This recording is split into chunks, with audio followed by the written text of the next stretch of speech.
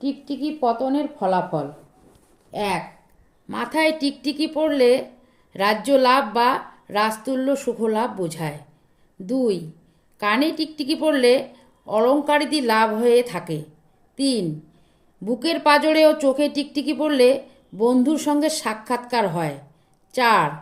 নাকে টিকটিকি পড়লে সুগন্ধিত বস্তু লাভ হয়ে থাকে। ৫.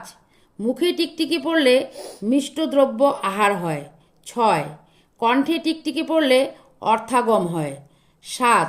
যে কোনো বাহুতে টিকটিকি পড়লে মানসিক আনন্দ লাভ হয়। ৮.